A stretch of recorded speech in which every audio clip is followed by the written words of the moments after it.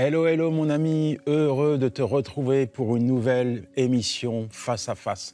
Et j'ai envie de dire que cette émission, elle va être spéciale.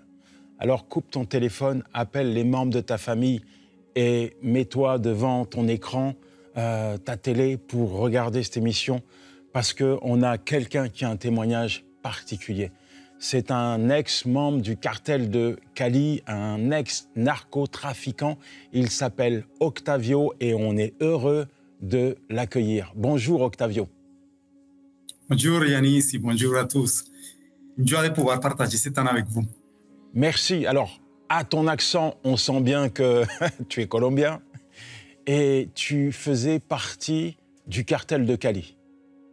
Oui, tout à fait. Je viens de la troisième ville de la Colombie, que c'est Cali.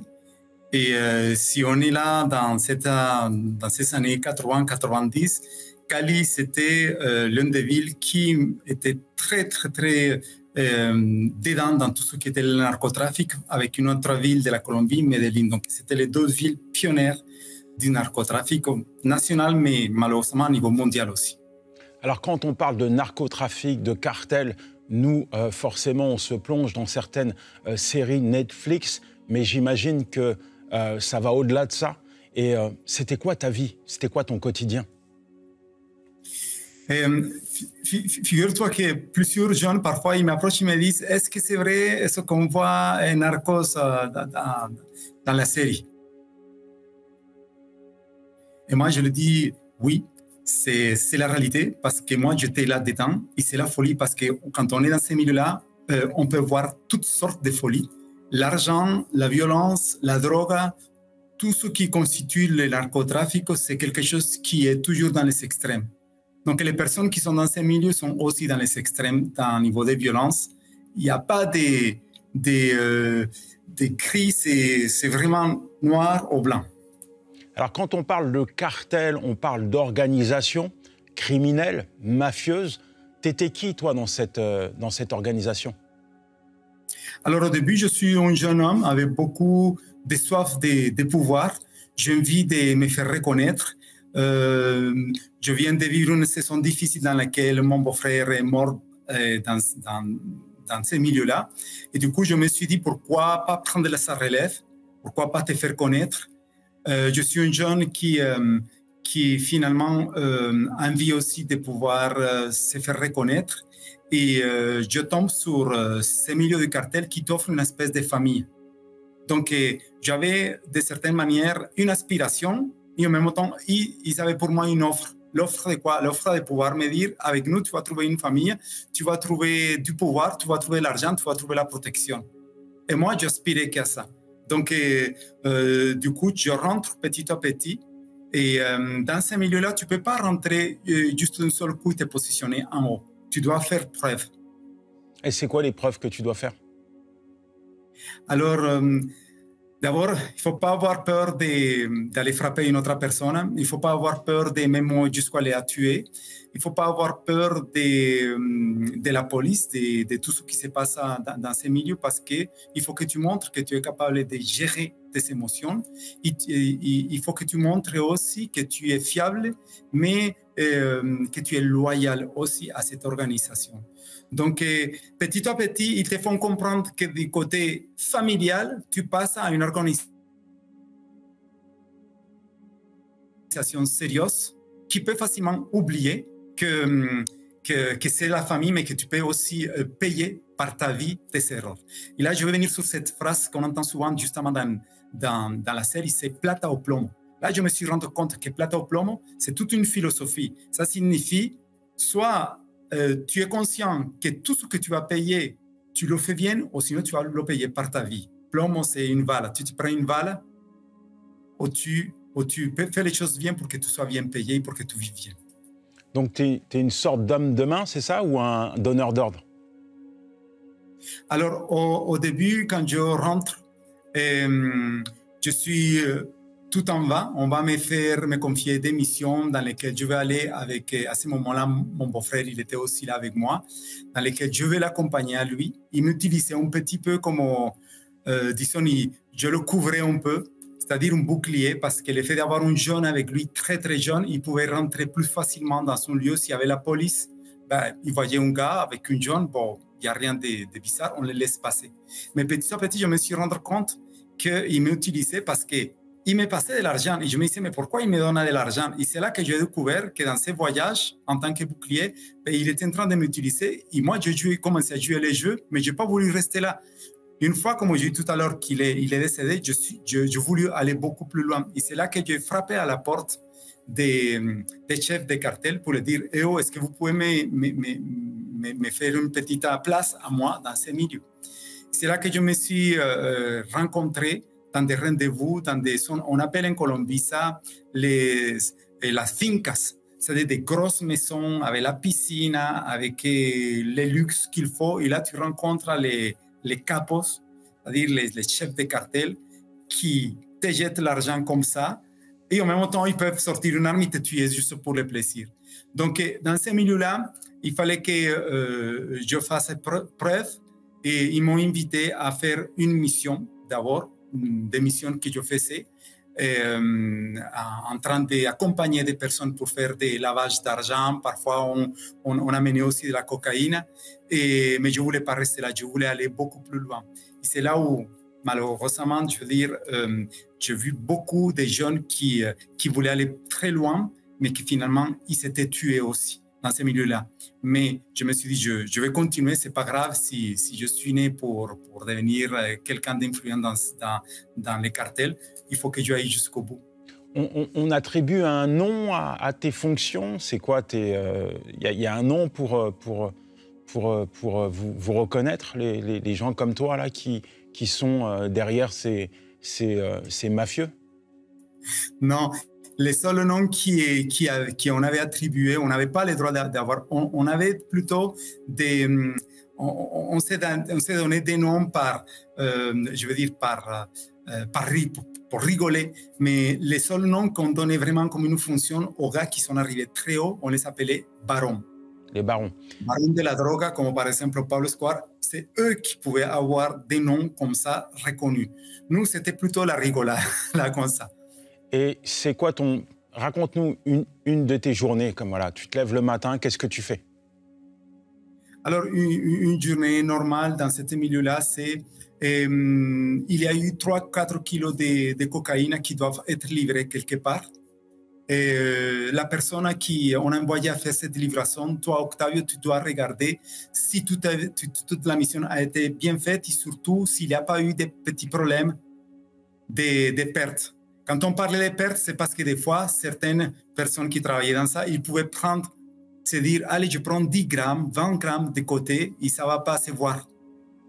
Et quand j'étais en train de surveiller que tout se passait bien, je faisais des appels pour savoir si l'autre personne avait bien tout réceptionné. On me disait, écoutez, il manque 10, 15, 20 grammes.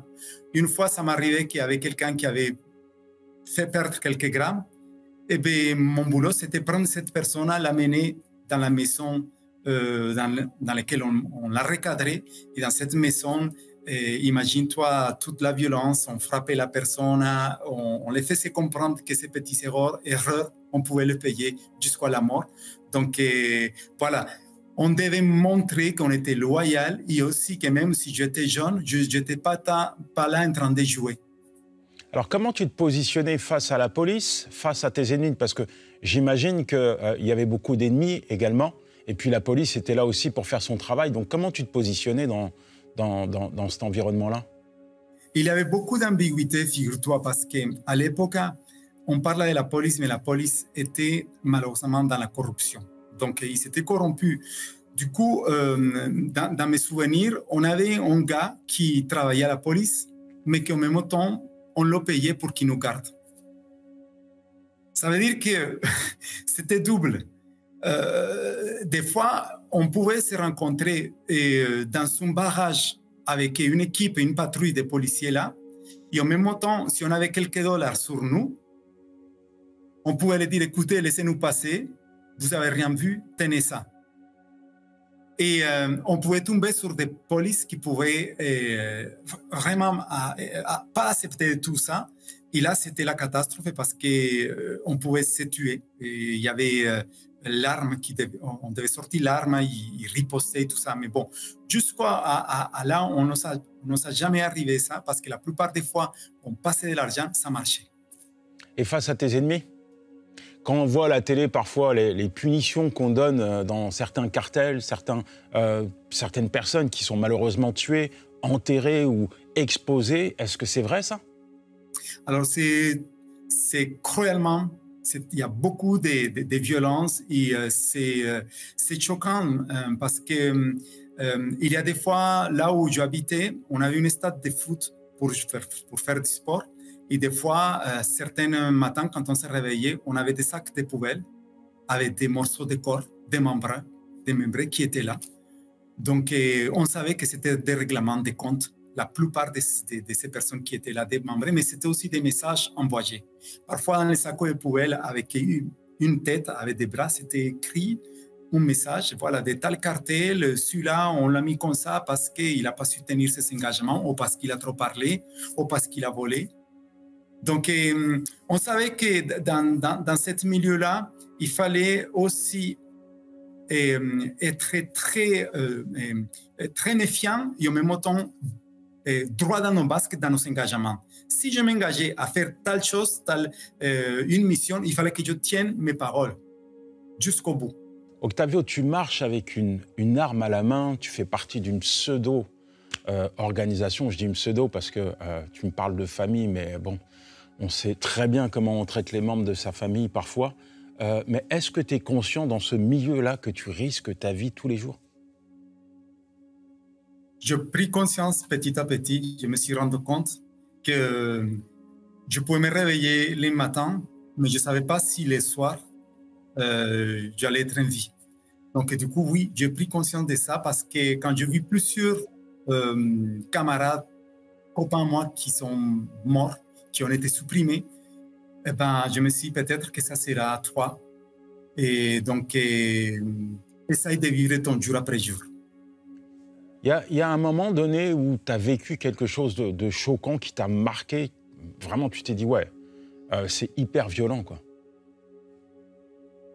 Oui, je pense que les deux choses qui m'ont marqué, il y a eu deux choses qui m'ont marqué. C'était quand j'ai vu un jeune homme qui était avec moi, très jeune homme. Il n'avait pas plus de 15 ans, mais il avait déjà commencé à travailler dans ce milieu-là. C'est lui qui a porté d'un quartier à un autre quartier les kills de cocaïne.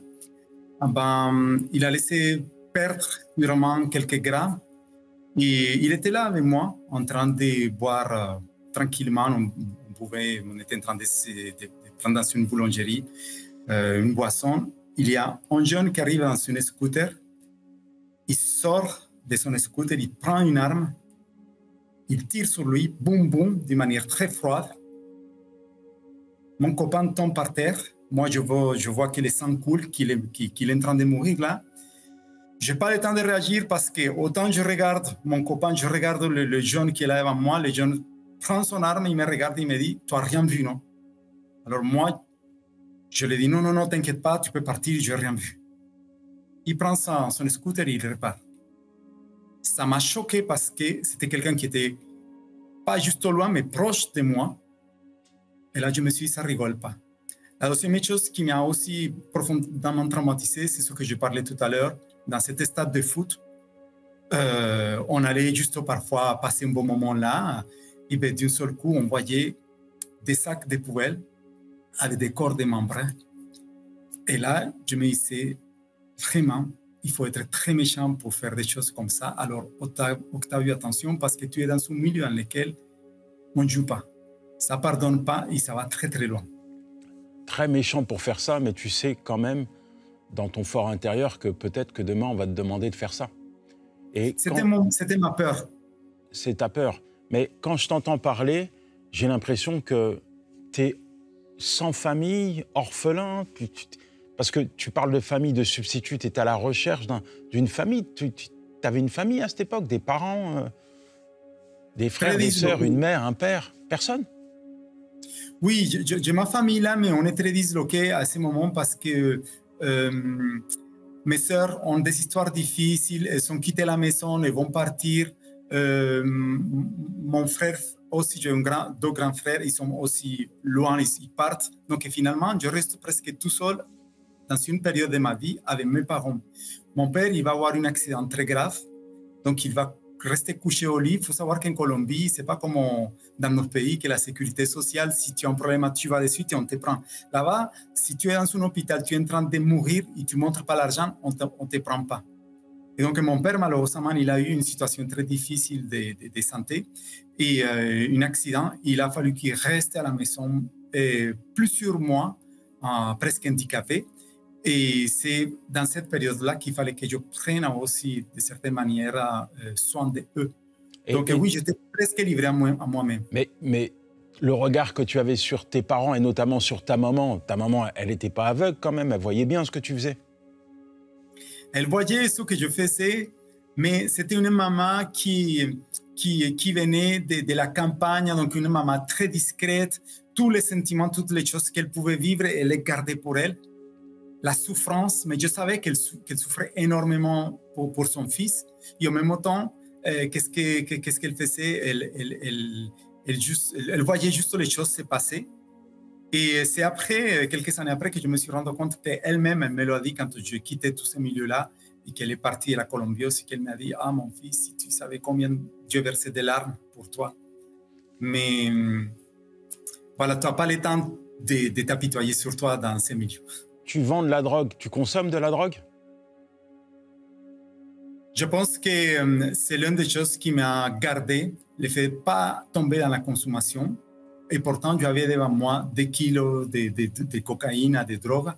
Et je goûtais, mais je testais, mais je ne suis jamais tombé dans l'addiction, alors que certains membres de ma famille sont tombés dans cette addiction.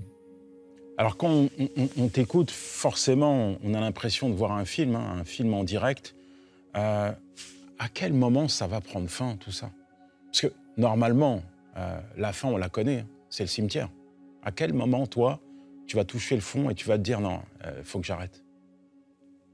Il fallait que je sois vraiment confronté à justement le fait de me dire est-ce que c'est ma journée dans laquelle je vais peut-être mourir? Et c'est ce qui va se passer. On m'avait appelé pour prendre une mission dans un champ de cocaïne et d'amener cette mission du début jusqu'à la fin. Et on était vers la fin. Tout s'est vraiment bien déroulé. On avait fait un beau travail. Les gars qui travaillaient avec moi étaient responsables. Donc, disons qu'on allait avoir une belle récolte. C'était quoi la mission, sans te couper? Oui, la mission, c'était de prendre un camp de cocaïne et travailler la feuille de cocaïne, la processer et puis après l'amener dans un laboratoire artisanal pour prendre la matière première et puis après la faire passer dans les villes. C'était tout ce processus. Donc, on avait passé la première étape, plusieurs mois, semaines, c'est très bien passé. Et à la fin, on m'a dit, ben, si tu veux faire preuve que tu rentres dans un niveau supérieur, tu vas maintenant prendre cette matière qui est déjà presque terminée avec une autre collègue à toi et tu l'amènes dans un laboratoire artisanal qui se retrouve à plusieurs kilomètres de là où on l'avait très travaillé. Donc, du coup, je me suis dit, waouh, je suis dans la dernière ligne à droite. Je vais quitter ce lieu dans quelques semaines. Je vais partir avec de l'argent, avec du pouvoir, avec de la reconnaissance. C'est génial. Donc, du coup, je prends avec mon collègue cette matière première et on commence à marcher pour la ramener dans le laboratoire artisanal. Mais j'avais entendu dire que dans cette forêt, il y avait des guerrilleros. Les guerrilleros, c'est leur champ de chasse. Donc, ils vont peut-être, s'ils tombent sur un laboratoire, s'ils tombent sur une plantation, ben, ils vont prendre ce qui les intéresse, ils vont tuer tout le monde. Juste, donc, c'était risque. Pour qu'on comprenne, est-ce que tu peux nous expliquer ce que c'est un laboratoire, comment ça se passe, sans forcément rentrer dans les détails, et qui sont exactement les guerrilleros? OK. Alors, un laboratoire, c'est, disons que la finalité de tous les processus quand on élabore la cocaïne. Quand on arrive au laboratoire artisanal, ça veut dire que là, tous les processus de faire croître la feuille de la cocaïne, de pouvoir aussi la récolter, de la sécher, de faire encore un processus avec des chimiques, pour qu'elle devienne cette poudre, c'est là qu'on l'amène au laboratoire artisanal. Et c'est quoi l'ambiance avec les gars là-bas? Comment ça se passe avec les gars là-bas qui sont déjà sur place? C'est des gens qui sont de la campagne, donc c'est des gars qu'on n'attend pas grand-chose d'eux. Ils sont contents de faire ces petits boulots qui vont les rapporter de l'argent, mais c'est des gens locaux. Donc, on les fait confiance parce que c'est des gens très naïfs, et donc on peut les manipuler et on peut les faire peur, leur dire du bon boulot, vous s'ouvrez pas la gueule devant les gens. Voilà, donc on les soumet facilement. Donc il y a les guerrieros, c'est qui? C'est l'armée, c'est quoi? Et à l'époque, en Colombie, il y avait un groupe paramilitaire qui s'appelait la FARC. C'était les forces révolutionnaires et paramilitaires parce qu'ils étaient en contre de la politique du pays. Donc, ces groupes de guerrilleros se sont réfugiés loin de la ville. Et leur terrain pour s'entraîner, pour survivre, c'était la forêt. Donc, ces gars-là, comment ils vivaient? Ils s'extorsionnaient les petits villages, ils volaient. Et justement, quand il y a eu cette saison dans laquelle il y avait beaucoup de laboratoires de cocaïne, s'ils tombaient sur un laboratoire de cocaïne, ils pouvaient tuer, ils volaient les choses. Donc tu vas faire face à eux. On était au risque. Oui, on était au risque. Donc avec mon collègue, on part, on marche, on continue à marcher. Et là, au bout de quelques minutes, il me tape, il me dit « Octavio, fais ta dernière prière ». Et là, je me suis dit « Ah non, qu'est-ce qui se passe ?» Il me dit « Ils sont là, les guerrilleros ». Et là, je me dis, mais non, c'est pas possible que ça tombe sur nous. Et là, je vois que mon collègue, il transpire, il devient très pâle, il tremble, et je me dis, c'est sérieux ce qui va se passer là. Et là, quand je les regarde, ils sont 3-4 devant nous, ils sont prêts à tirer sur nous. Et là, je sens que ma vie défile dans quelques secondes. Je suis là au milieu de la forêt, je ne sais pas si je vais mourir comme un chien là tout seul, parce que c'est ce que je pensais. Mais en même temps, au fond de moi, il y a une espèce de cri qui sort. Je ne sais pas, mais en tout cas, peut-être c'est une prière. Et je dis, si tu existes, s'il y a un Dieu qu'il y a là-bas en haut, s'il y a une force, s'il y a quelque chose, s'il te plaît, fais-moi un signe. Montre-moi que tu existes, mais je ne vais pas mourir là. Donnez-moi une autre chance. C'était cette courte prière que je fais là comme ça. Et quand ces gars-là ont essayé de tirer sur nous, il y a quelque chose d'extraordinaire qui s'est passé. Le seul mot que je peux mettre à ça, c'est un miracle. Les armes se sont enrayées. Ça veut dire, Yanis, que quand ils sont tirés, ça sonnait plaque, mais ça ne sortait pas. 1, 2, 3, 4, ils sont là, ça ne marche pas. Les gars, ils étaient tellement choqués de la situation qu'ils sont restés comme paralysés. Donc, je me suis dit, qu'est-ce qu'ils vont faire? Ils vont venir contre nous, ils vont nous tuer à coups. Nous, on marchait, mais ils étaient paralysés. C'est comme s'il y avait une force qui les retenait. Nous, on continue à marcher avec mon camarade et au bout de quelques minutes, on ne voulait pas se retourner. On continue. C'était comme une espèce de boule du temps dans lequel on était là. Il tombe à genoux, il pleure. Moi aussi, je tombe à genoux avec lui. Il me dit, je croyais que je n'allais jamais revoir mon épouse ni mes enfants. On est vivant. Il me touche, je le touche. Je dis, oui, on est vivant. Mais qu'est-ce qui s'est passé? Je dis, je ne sais pas. J'ai prié, je fais la prière. Il y a quelque chose qui s'est passé. C'est là que je réalisais que j'étais vraiment dans un miracle, que justement c'était Dieu qui l'avait fait dans ma vie pour me donner cette opportunité et ce message dans lequel j'ai reçu à mon cœur, il est temps que tu quittes ces lieux. Alors comment tu vas faire pour te détacher d'un système finalement qui est très, très fermé et auquel on a du mal à partir, quoi? Oui, il fallait que j'attende le bon moment parce que tu ne peux pas quitter tes engagements comme ça. Et quelqu'un est tombé malade, quelqu'un qui était haut placé. J'ai entendu dire pendant la nuit qu'ils allaient l'amener à un hôpital proche. Et là, je me suis dit, c'est le moment de m'échapper. Donc, j'ai tout bien planifié avec une autre gars. Je n'étais pas tout seul. Il y a une autre gars qui a voulu partir avec moi aussi. Et ce qu'on a fait, c'est qu'on ne voulait pas tout perdre. Donc, la nuit, avant de notre départ, on savait où il y avait de l'argent, qui avait l'argent. C'était l'argent qui était à côté un peu pour toutes les personnes qui on devait payer. Et nous, on a attaché les gars qui étaient là, on l'a tapé, on a volé tout cet argent et on est parti avec cet argent. Alors, c'est incroyable parce que je savais que Dieu m'appelait à sortir de ces lieux. Et en même temps, je ne suis pas parti très propre. Et j'ai parti avec mon assurance de que j'avais quelque chose. Mais en même temps, je sentais que j'étais en train de l'obéir. Et à quel moment il y a le déclic final où tu te dis, bon, j'abandonne totalement cette vie, je renonce à cette vie pour suivre Dieu? Ça sera le mot de la fin. Ça serait au moment où je rentre chez moi et je trouve une Bible chez moi. J'essaye de la lire et je tombe sur un passage dans lequel je lis que Dieu, c'est mon Père et que c'était Jean 15. Et ça m'a beaucoup touché de lire que Dieu était comme mon Père. Et je pense que c'est ça que j'avais besoin en tant que jeune. J'avais besoin d'avoir un repère. Et là, je me dis, je voudrais connaître alors, si c'est Dieu qui m'a sauvé, que c'est mon Père, je voulais le connaître.